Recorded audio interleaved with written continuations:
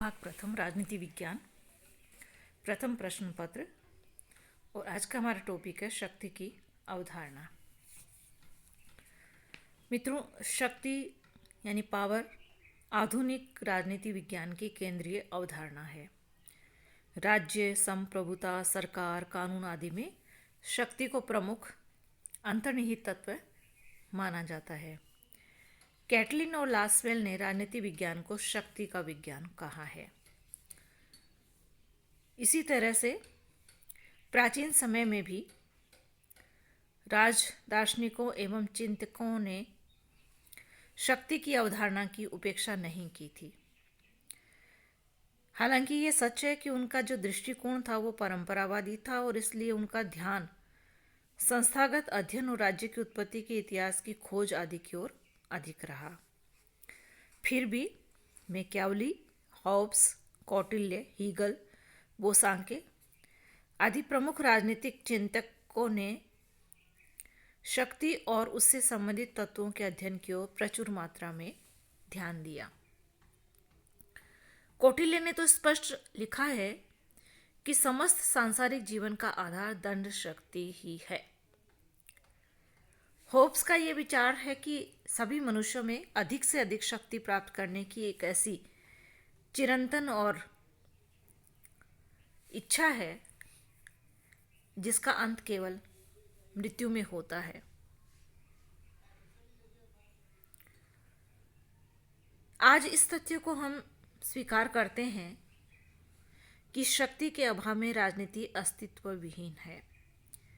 राजनीति का क्षेत्र चाहे आंतरिक हो यानी एक देश के अंदर का हो या अंतर्राष्ट्रीय हो, दोनों में शक्ति को राजनीति से पृथक करना कठिन है, अलग करना कठिन है। प्रोफेसर हंस जे मोर्गेनथाउ ने कहा है, हर प्रकार की राजनीति चाहे वह घरेलू हो या अंतर्राष्ट्रीय, शक्ति संघर्ष की एक प्रक्रिया है। यदि हम शक्ति की अवधारणा की परिभाषा देखना चाहें तो शक्ति की अवधारणा, जो कि राजनीति की सबसे महत्वपूर्ण अवधारणा है और राजनीति का अर्थ संघर्ष को सुलझाने से संबंधित है, तो किसी राजनीतिक समुदाय के अंतर्गत शक्ति का वितरण ही यह तय करता है कि किस प्रकार संघर्ष को सुलझाया जाता है और क्या सभी पक्ष संघर्ष सुलझाने की शर्तों का पालन करेंगे। शक्ति की यदि परिभाषा देखना चाहें तो बहुत सारी समस्याएं हैं, क्योंकि प्रारंभ में ही हमारे सामने शक्ति, प्रभाव, सत्ता, ये जो शब्द हैं इनकी परिभाषाओं के विषय में कोई सहमति नहीं है।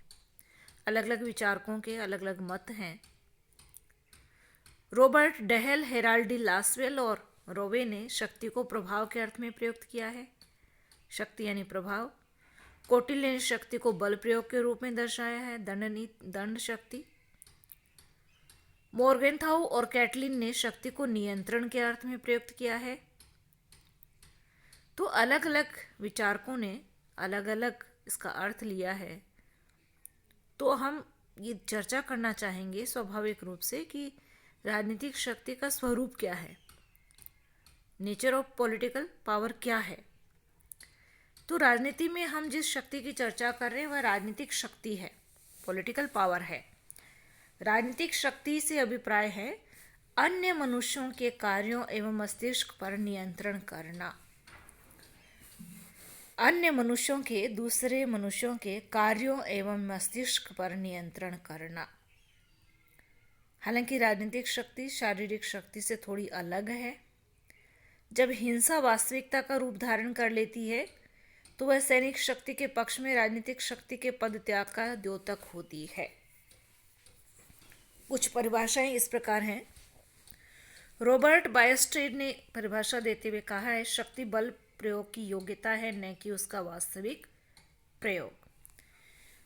शक्ति बल प्रयोग की योग्यता है, यानी कोई बल का प्रयोग कर सकता है, करा नहीं है, कर सकता है, ये शक्ति है। उसके अंदर शक्ति है कि वह बल का प्रयोग कर सकता है। इसी तरह से मैकाइवर ने कहा, शक्ति व्यक्तियों तथा व्यवहार को नियंत्रित करने, विनियमित करने और निर्देशित करने की क्षमता है। मैकाइवर कहता है कि व्यक्तियों और उनके व्यवहार को नियंत्रित करना, कंट्रोल करना, विनियमित करना, रेगुलर करना और निर्देशित करना, डायरेक्ट करना, ये जो क्षमता किसी के अंदर होती है वो उसकी शक्ति कहलाती है। जैसे बहुत से लोग होते हैं दूसरों के व्यवहार और दूसरे लोगों को कंट्रोल कर लेते हैं, जो खास तौर पे जो लीडर होते हैं वो, तो इस तरह से उनके अंदर शक्ति होती है। आर्नल्ड ब्रेख्त ने कहा है, शक्ति ऐसी योग्यता है जो अपनी इच्छा को कार्यान्वित कर सकती है। यानी किसी के अंदर शक्ति यदि है, इसका मतलब उसके अंदर वो योग्यता है जो अपनी इच्छा को कार्यान्वित करे कि किस रूप में इच्छा जो है साकार रूप लेगी। इसी तरह से रॉबर्ट डेहल ने कहा है, शक्ति लोगों के पारस्परिक संबंधों की एक ऐसी विशेष स्थिति का नाम है जिसके अंतर्गत एक पक्ष द्वारा दूसरे पक्ष को प्रभावित कर उससे कुछ ऐसे कार्य कराए जा सकते हैं जो उसके द्वारा अन्यथा न किए जाते। यानी किसी से हम ऐसे कार्य करवा लें शक्ति के आधार पर जो शायद हम शक्ति का प्रयोग नहीं करेंगे तो वो नहीं करेगा, दूसरा व्यक्ति उस कार्य को नहीं करेगा, तो एक पक्ष द्वारा दूसरे पक्ष को प्रभावित करके उससे कुछ ऐसे कार्य कराए जा सकते हैं जो उसके द्वारा अन्यथा न किए जाए। तो इस तरह से विभिन्न विचारकों ने शक्ति की विभिन्न परिभाषाएं दी है। तो इस तरह से शक्ति क्या है? व्यक्ति और उनके व्यवहार को नियंत्रित, निर्देशित और विनियमित करने की योग्यता है। तो इस तरह से शक्ति की ये परिभाषाएं हैं। अब हम राजनीति विज्ञान में शक्ति के प्रकार देखते हैं, टाइप्स ऑफ पावर देखते हैं। राजनीतिक शक्ति 3 रूपों में अभिव्यक्त होती है: शारीरिक शक्ति, फिजिकल पावर, मनोवैज्ञानिक शक्ति, साइकोलॉजिकल पावर, और आर्थिक शक्ति यानी इकोनॉमिक पावर। पहले हम शारीरिक शक्ति को स्पष्ट करते हैं। प्रत्येक राष्ट्र की सरकार राजनीतिक शक्ति का प्रयोग करती है, किंतु वह ऐसा इसलिए कर पाती है क्योंकि सेना राजनीतिक सत्ता के अधीनस्थ होती है। यानी जो सेना है वो राजनीतिक सत्ता यानी जो राष्ट्रपति प्रधानमंत्री है उनके अधीनस्थ होती है। जब जब सेना की ऐसी अधीनस्थ स्थिति का अंत होता है तब तब राजनीतिक शक्ति सैनिक नेतृत्व के हाथों में चली जाती है। दुनिया के कई देशों में ऐसा हुआ है, खासतौर पे हमारे पड़ोसी देश पाकिस्तान में, बांग्लादेश में भी, जहां बाकायदा सेना के जो जनरल थे उन्होंने राजनीतिक शक्ति को अपने हाथों में ले लिया। तो इस तरह से वहाँ क्या हुआ, जो शक्ति है, जो राजनीतिक शक्ति है वो सैनिक शक्ति बन गई है। अंतर्राष्ट्रीय जगत में ये देखा गया है कि कभी कभी सैनिक क्रांतियाँ होती रहती है और राजनीतिक शक्ति का राजनीतिक नेतृत्व से सैनिक नेतृत्व के हाथों में हस्तांतरण होता रहता है। तो ऐसा अक्सर दुनिया के देशों में होता आया है। ये जो भी है, जिस तरह का भी सैनिक सत्ता जहाँ जहाँ भी स्थापित हुई है, जरूरी नहीं वहाँ सैनिक सत्ता हमेशा के लिए रही हो। वापस वहाँ पर सैनिक सत्ता को वापस लोकतांत्रिक प्रक्रिया से बदला भी गया है। तो इस तरह से प्रौद्योगिकी के तीव्र विकास के परिणाम स्वरूप राज्य की शारीरिक शक्ति इसके कई घटकों में बंटी रहती है, जिनमें स्थल सेना, जल सेना, वायु सेना और जो मिसाइल्स होते हैं, प्रक्षेपणास्त्र होते हैं, परमाणु शक्ति के जो केंद्र प्रमुख हैं, ये सारे के सारे शारीरिक शक्ति है एक राज्य के, उसकी ये शक्ति है। शक्ति के प्रकार राजनीति विज्ञान में क्या है, शारीरिक शक्ति को हम पढ़ रहे हैं। तो एक राज्य की जो सेना है, उसकी स्थल सेना, जल सेना, वायु सेना, उसके पास जो भी मिसाइल्स हैं, जो भी एटम बम है, वो सारी की सारी उसकी शारीरिक शक्ति है। दूसरी है मनोवैज्ञानिक शक्ति। मनोवैज्ञानिक शक्ति ऐसे प्रतीकात्मक सूचकों से मिलकर बनती है जो व्यक्तियों के मस्तिष्कों और भावनाओं को प्रभावित करते हैं। एक देश के द्वारा दूसरे देश के लोगों को मनोवैज्ञानिक तरीके से जो मस्तिष्क और उनकी भावनाओं को जो प्रभावित किया जाता है, ये कार्य जो है प्रचार माध्यमों के, प्रोपेगेंडा के जरिए लोगों के विचारों और कार्यों को नियंत्रित करने का तरीका है। राज्य अंतर्राष्ट्रीय राजनीति में बड़ी चतुराई से मनोवैज्ञानिक शक्ति का प्रयोग करते हैं। जैसे कि अरब इजराइल युद्ध के समय इजराइल ने बड़ी चतुराई से ये उद्घाटित किया कि उसके पास कुछ आणविक बम है, जबकि यथार्थ में ऐसी खबर फैलाने का उद्देश्य केवल अरब राष्ट्रों के मनोबल को कम करना ही था। हमारी जब भी गणतंत्र दिवस की परेड होती है तो हम प्राय विभिन्न टैंकों और विशिष्ट हथियारों का प्रदर्शन करते हैं हमारी परेड में, गणतंत्र दिवस परेड में। तो जिसका ध्येय क्या होता है, पड़ोसियों को ये दिखाना है कि अब भारत सैनिक दृष्टि से काफ़ी शक्तिशाली है। तो ये मनोवैज्ञानिक शक्ति है जो प्रचार के माध्यम से दूसरे लोगों और लोगों के विचारों, उनकी भावनाओं को नियंत्रित करने का कार्य करती है। इसी तरह से राज्य की जनता पर भी अपना प्रभावशाली नियंत्रण स्थापित करने के लिए कई बार सरकारें क्या करती है, प्रचार माध्यमों का सहारा लेती है। तो अपने मनोवैज्ञानिक प्रभाव की वृद्धि के लिए कई बार राज्य क्या करता है, विशिष्ट रेडियो प्रसारण करते रहते हैं। इसी तरह से शक्ति का ये अर्थ भी है कि विपक्षी को कोई बात स्वीकार करने के लिए मजबूर कर दिया जाए। जब वो सैनिक बल से ऐसा करने पर उसे मजबूर करते हैं तो वो सैनिक शक्ति कहलाती है। लेकिन जब कूटनीति, प्रचार आदि के द्वारा भी किसी को इस प्रकार विवश किया जा सकता है तो ये फिर मनोवैज्ञानिक शक्ति कहलाती है।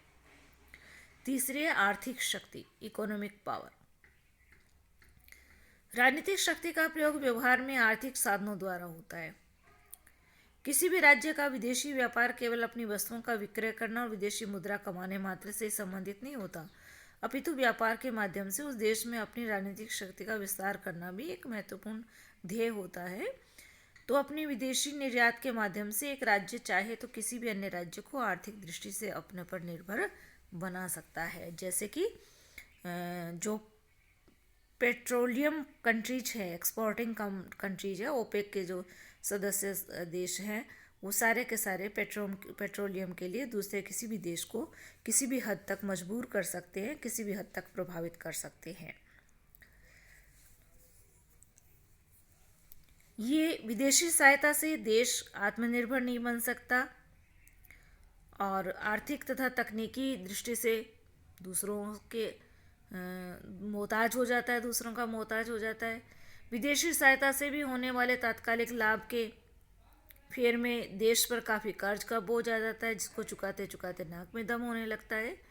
तो ये आर्थिक शक्ति है जो क्या करती है, पैसे के बल पर, संसाधनों के बल पर दूसरों के व्यवहार को नियंत्रित करती है, प्रभावित करती है।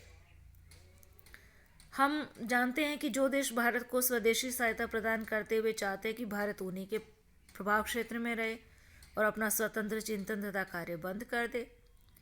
ऐसा कहा जाता है कि जब 1966 में हमें अपने रुपये का अवमूल्यन करना पड़ा तो विदेशी आर्थिक दबाव के कारण ही करना पड़ा था।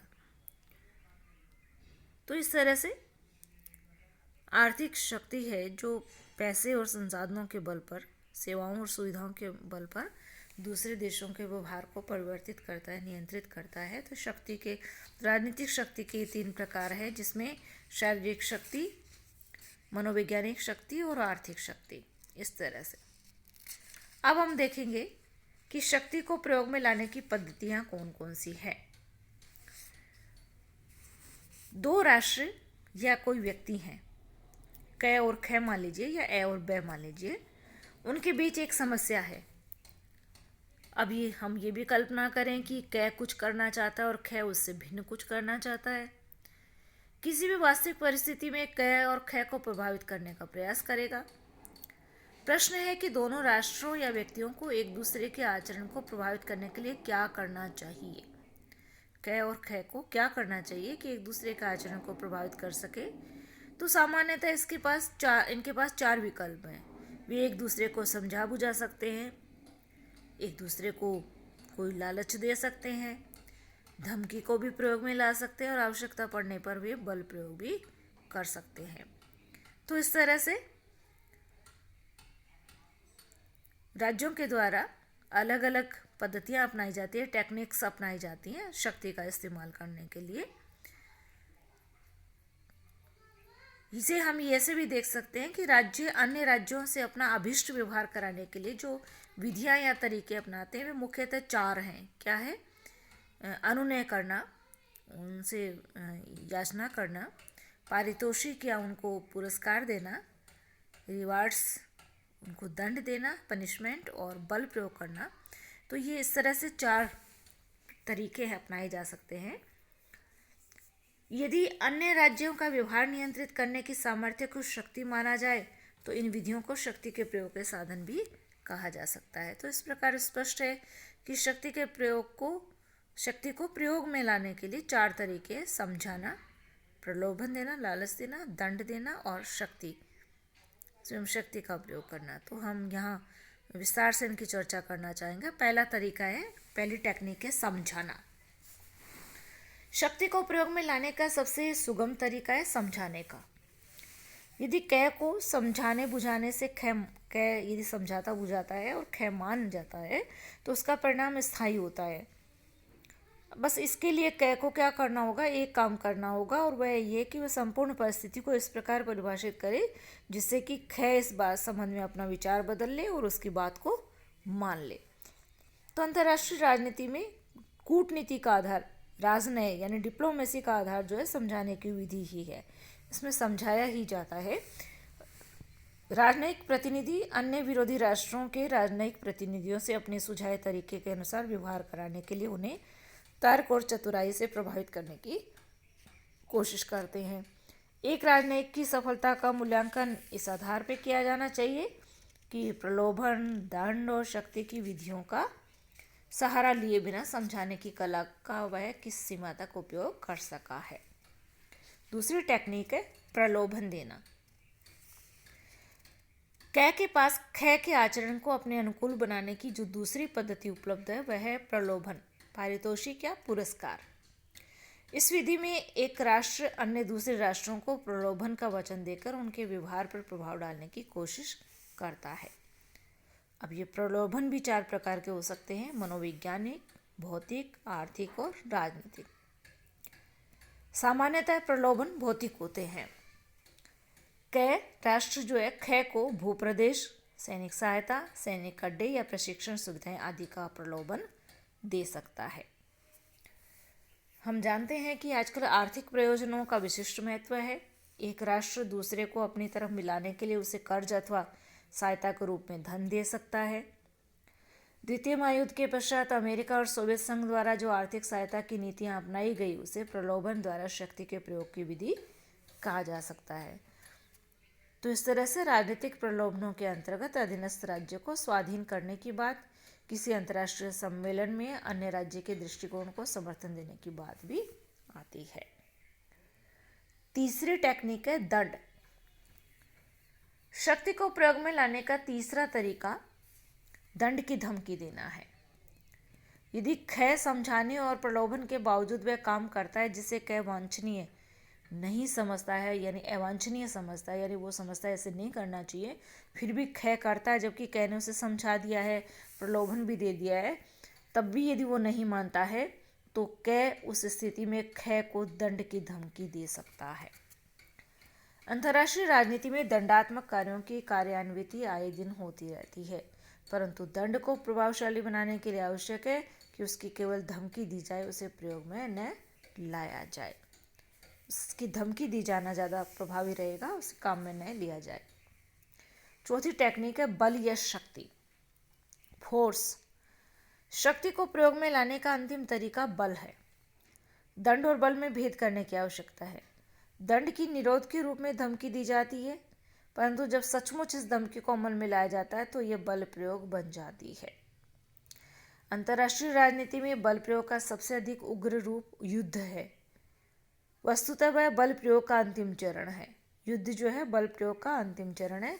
उसका प्रयोग केवल उस समय होता है जब संबद्ध राष्ट्र को समझाने से अथवा घूस से अथवा धमकी से अपने आचरण को बदलने के लिए बाध्य नहीं किया जा सकता है, तो शक्ति के प्रयोग के साधन के रूप में बल प्रयोग का सहारा आखिरी हथियार के रूप में ही लिया जाता है।